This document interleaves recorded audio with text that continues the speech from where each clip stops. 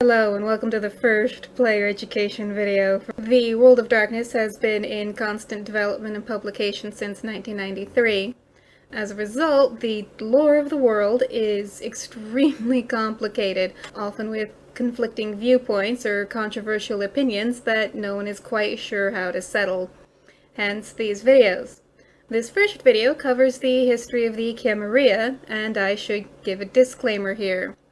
There's a lot of secret history in the World of Darkness and a lot of truths that many elder vampires would prefer never see the light of day. As a result, I'm going to gloss over a couple things. If you really know your history of the Camarilla, you might notice when I do that. That's because this video is not meant to give that sort of insight or in-depth insider knowledge. Instead, this is the party line, what any given child learns from their sire shortly after the embrace.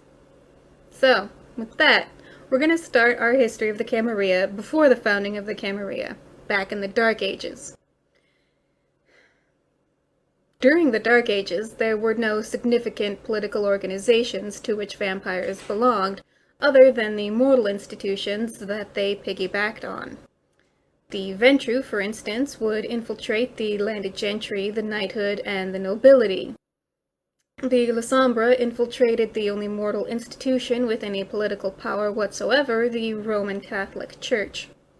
Ventru and La Sombra were considered members of the high clans, clans renowned for their refinement, nobility, power, and etc. In counterpoint to the high clans are the low clans, clans seen as having less organization, less self-control, and less overall utility to the world of vampires.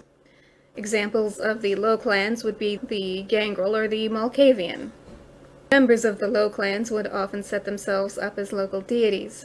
They would perform miracles using the powers of the blood and use this in exchange for blood and worship. While this led to success for many practicing members at the time, the Cainite heresy is extremely illegal in modern nights. Don't do it, you'll get caught. Opposing the vampire courts in Europe were the Ashira courts of the Middle East. These vampires believed that Muhammad had given several secret revelations to vampires, namely that they could be redeemed from the curse of Cain in exchange for faithful adherence to the tenets of Islam.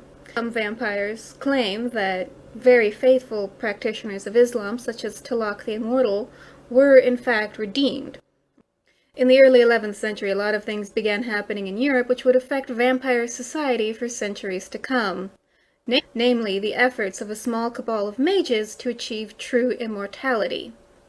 These mages were members of the Order of Hermes, led by a very powerful, very wise mage known as Tremere. Tremere, after centuries of study and search, believed he had finally found the key to actual immortality. He and his closest followers enacted a ritual by which they effectively stole the curse of Cain and turned themselves into vampires. This was unheard of and shocking. As far as the other vampires were concerned, what Tremere had done was impossible. But he and his followers were very obviously kindred. Two of the established high clans knew what to do with the Tremere. They preferred killing these upstart caitiff before they could gain a foothold. Fortunately, the Tremere had their own power in the form of blood magic, which they quickly developed and have retained as a proprietary discipline in their clan. Tremere realized that his clan would never be safe unless he managed to win them a place of their own amongst the high clans. So he did this by targeting one of the smaller and weaker clans, the Salubri. He began a pogrom against them which only ended in the destruction of the Salubri as a clan and the eventual diablerization of the founder, Saulot. Mid-1300s, tragedy struck kindred society by way of tragedy striking mortal society in the form of the Black Death. Between 1 to 2/3 of the entire population of Europe was utterly destroyed by the plague. The plague couldn't affect vampires, but so many humans, so many mortals dying in such a short amount of time, severely disrupted the kindred's blood supply. Many kindreds saw their herds and their followers laid low by the plague, and they could do nothing about it. What few mortals and blood sources remained were viciously fought over by the extremely territorial kindred. As a result, the kindred often abused, exploited, and tormented these mortal survivors. These fights weren't covert. The Masquerade at this point was merely a suggestion and not law. Eventually, the mortals had enough.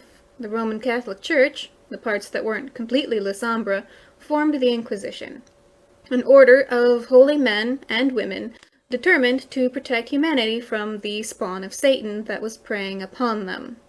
This was a period of horror and terror for the kindred. The holy men and women of the Inquisition, armed and armored with their faith, perfected the art of finding and destroying kindred. Many elder vampires were more than willing to throw a child or two to these hunters, sacrificing their progeny for the chance to escape. The Wilder, as you can imagine, did not like this. After all, they had no idea of knowing if they would be next. However, the sires resorted to the one tool which ensured compliance and obedience, the blood bond. It was extremely common for sires to fully blood bond their childer at this time, both for security's sake and to ensure loyalty and obedience. The childer, however, felt abused by this, rightly so, and many of them tried to find a way to fight back. Some of these young kindred formed a coterie, which they called the Camarilla. Having seen the chaos in the aftermath of the Black Death and the Inquisition, the Camarilla believed in a stable, global society where vampires would hide from mortal life. They would stay involved, but only from the shadows. This idea appealed to many of the younger vampires who saw in it a way for themselves to gain their own sort of power. Many of the elders also saw this as a way to gain power for themselves. Other vampires followed different tactics. In the mid-15th century, Koldunic blood sorcerers of the Chemise clan developed a ritual that could break the blood bond entirely. It was not without cost, but many younger vampires would rather be tied to their peers than tied to their sires. Many of the more angry vampires, particularly Chemise and La Sombra, flocked to these blood magicians, eager to have their bonds broken. Thus began the Anarch Rebellion. Child turned against sire. Diablerie became extremely common. The founders of clans Cappadocian, La Sombra, and Chemise all fell during this time, their blood claimed by their own childer. Complicating matters were aggressions by Clan Assamite. They were perfectly happy to take blood contracts against any and all kindred, happy to claim their heart's blood as a reward. The Assamites pursued diablerie as a holy sacrament, and their skill with silent assassination made them a force to be feared amongst elders, ancilla, and neonates alike. Over the next 100 years, the coterie, known as the Camarilla, extended their reach and their influence. They fought back against the chaos of the Anarch Rebellion, and in 1493, the Convention of Thorns was called. This brought an official end to the Anarch Rebellion, though it did not bring an end to the Anarch movement as a whole. The Camarilla was formally organized, and peace was declared between Anarchs and the Camarilla. This time, a founding member of the Camarilla, a toreador named Rafael de Corazon, stood up and gave a very impassioned speech to the kindred present. In his speech, he talked about the virtues of his clan, and spoke of how they might be applied to the Camarilla as a whole. Spoke of the value of maintaining one's humanity, of maintaining ties to mortal society. Raphael was a powerful and moving speaker. Many who listened to him were utterly and completely convinced.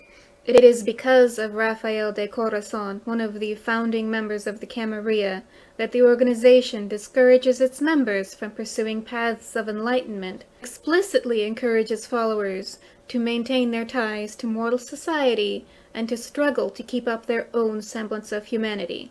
Rafael de Corazon was, and remains, an extremely powerful voice in the Camarilla. Now, not every vampire agreed with Raphael or with the direction that the Camarilla was taking during the Convention of Thorns. The Camarilla embraces nepotism as a good way to do business, and the Anarchs disagreed. So, while peace was declared between the two factions, the Anarchs did not formally or completely join the Camarilla, though the Camarilla insists that the Anarchs are beholden to the Convention of Thorns anyway. In stronger disagreement were certain luminaries of clans La Sombra and Chemise. They were so displeased with what happened at the Convention of Thorns that they eventually broke off and formed their own sect, but that's the basis for a different video. Also of interest to note during the formation of the Camarilla was the role of Clan Tremere.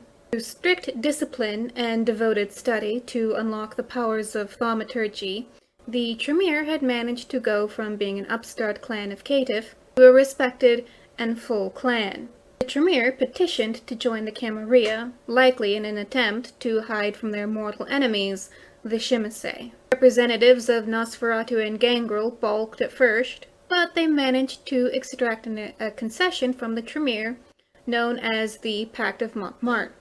The Tremere would be allowed to join the Camarilla, provided that they stopped making gargoyles. The Tremere agreed readily, and they have never made another gargoyle again. However, the Tremere did something even more potent than the Pact of Montmartre, something which assured their role as a pillar clan of the Camarilla. The Assamites would not give up hunting Western kindred. Everyone feared diablerie at the fangs of an Assamite warrior. Of the older members of Clan Tremere, someone old enough to have gotten his start as a mage, Ulugabay, developed and implemented the blood curse. This was a clan-wide restriction. Never again could Assamites so much as taste the vitae of another kindred, much less diablerize them. Many Assamites, of course, refused to submit to the blood curse, but when their mountain fortress of Alimut was discovered and compromised by Nosferatu, many had no choice. Some Assamites refused to submit. They fled Alimut and joined the Sabbat instead, where for many centuries the Assamite anti-tribu were considered part of the military strength of the Sabbat. So, with the imposition of the blood curse and the joining of the Tremere, the Camarilla was now a recognizable political entity. The Convention of Thorns was formalized and signed in 1493.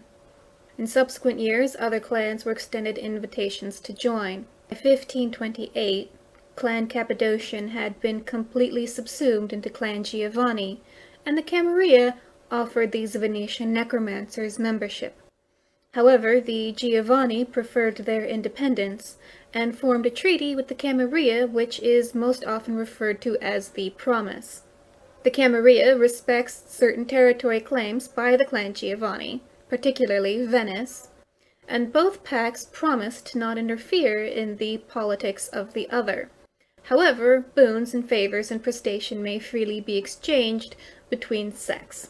Though the Camarilla prized stability as the years continued, this proved to not be the case. Though many kindred had died during the Inquisition, by the mid-1500s their numbers had recovered. And they had recovered so much that there wasn't a single city block or village that wasn't already under the control of a more powerful vampire. Young neonates and ancilla had nowhere to go. The solution came in the early 16th century with the discovery and colonization of the New World. Kindred of all sects came to the Americas, flocked westward with the Pilgrims and the Pioneers, to claim as much territory as they could. The Anarchs ran as far west as they could, and settled on the Anarch-Free States on the west coast of the United States. The La Sombra, long having ownership of Spain, ensured that Mexico became Sabbat. The Camarilla took over most of the United States and some parts of Canada which were not explicitly Sabbat. One interesting yet ultimately ill-fated idea was the formation of the Southern Lords. These kindred wanted to replicate the ideal of Carthage or Byzantium. They dreamed of a society where kindred could again operate semi-openly. During the early years of the American settlement, the Camarilla didn't have the power or the numbers to oppose the Southern Lords, who thrived for a very brief period of time, until eventually the Camarilla had the power and numbers to crush them, which they did, utterly. Many of the Southern Lords died, and the few survivors were quickly subsumed into the Camarilla. Then came the Industrial Revolution, which proved to be a massive windfall for kindred society. Small farming villages across Europe and the Americas emptied out as the residents moved into cities seeking work in factories. These cities became veritable playgrounds for the kindred. Class-based oppression meant that the poor were fair game for hunting and sport. Though there were a few border disputes, most notably in Europe between the Camarilla and the Ashira, the Camarilla is ultimately successful. The long sought-after goal of stability had finally been achieved. Until 1999, and the Week of Nightmares. The Week of Nightmares was a week in the summer of 1999 in which a great many events, which some kindred believe portend Gehenna, the end of all kindred, happened. The first event to start the Week of Nightmares was the awakening of the founder of Clan Ravnos somewhere in India. Most kindred have no idea exactly what happened. All they know is that for several nights, every member of Clan Ravnos went blood mad, desperate to diablerize their own, to return the blood to their clan founder. At the end of it, the Ravnos were a clan destroyed, and indeed, as rumors go, Ravnos himself had also died. This was horrifying to many kindred. The Camarilla explicitly denied the existence of antediluvians, but now one had awoken and one had been destroyed. These beings, who were the closest things to gods on earth that could be destroyed, what hope was there for their lesser progeny? The Camarilla tried to contain the panic. After all, the Ravnos had always been a small clan, much distrusted and disliked by everyone else. And they might have gotten away with it, except the gangrel Justicar, Xavier, found something in the New York sewers. He didn't say what, but he was convinced it was another sign of impending Gehenna. The other Justicars refused to listen to him, and in response, Xavier effectively rage-quit the Camarilla, taking most of his clan with him. Lastly was the awakening of another ancient, not an antediluvian, but a member of the fourth generation nonetheless, Ur-Shulgi, an elder of Clan Assamite. He awoke and saw the chains with which his clanmates had been bound, the blood curse levied by the Tremere so many centuries ago, still at full strength. However, Ur-Shulgi was an incredibly powerful magician, and with barely a blink of his eye, he broke the blood curse. The Assamites were free to diablerize again. And while many welcomed the breaking of this blood curse, Ur-Shulgi asked a price beyond the capability of many Assamites to repay. Ur-Shulgi commanded that every Assamite turn away from the worship of Jehovah, of Allah, of Zoroaster, of whichever god an Assamite might pray to, and worship only Hakim. While some Assamites felt that this was a fair price for the breaking of the blood curse, many were horrified at what was asked of them. Many Assamites fled Alamut and became the schismatics. By leveraging many powerful boons, some which might have been left over from their days as assassins, the Assamites found a place in the Camarilla. Effectively, Clan Assamite replaced Clan Gangrel as a pillar clan. However, the Assamites remain a broken clan, cut off from their center of power at Alamut, and relentlessly hunted by something called the Web of Knives. Fortunately, for the Camarilla and for kindred everywhere, the Week of Nightmares did not portend Gehenna. However, it did portend many changes in kindred society. The Camarilla remains. Some of the Gangrel have even come back. While they have yet to regain their status as a pillar clan, some princes allow the Gangrel a certain measure of freedom within the city. Perhaps as a way to further mollify the Gangrel, Karsh is appointed warlord of the Camarilla, tasked with taking back cities from the Sabbat. One of his first moves is to retake Atlanta. He does this by enlisting the help of a Nosferatu named Stanford Warwick. Warwick breaks with centuries of Nosferatu clan tradition and betrays many of his clan members to the Camarilla. Atlanta is retaken, but at the cost of many Nosferatu lives. For his service, Warwick, in 2011, is raised to the position of Justicar for Clan Nosferatu, over the grumbling of many of his fellow clanmates. Now, though the Camarilla prizes stability, they are yet an organization in flux. A new threat has emerged, the Kindred of the East. Few Camarilla members know anything about these mysterious Asian vampires, other than they are extremely powerful, extremely well organized, and possess powers they have never before seen. Or these Cathayans, calling themselves the New Promise Mandarinate, quickly broke the anarch free states. Many kindred who would never think to flee to the Sabbat have found a warm welcome among the kindred of the New Promise Mandarinate. Only time will tell if the Camarilla can resist the temptation of petty politics long enough to present a united front against the New Promise Mandarinate. The front lines of this war are the former Free States, San Diego, San Francisco, and Los Angeles. If these cities fall, the rest of the Camarilla cannot be far behind. And that's the conclusion of our first video, the history of the Camarilla. I hope you enjoyed watching it as much as I enjoyed making it. Videos will be coming out soon, focusing on things like vampire physiology, the status system, and the history of each individual clan. Thanks for watching, and I'll see you later.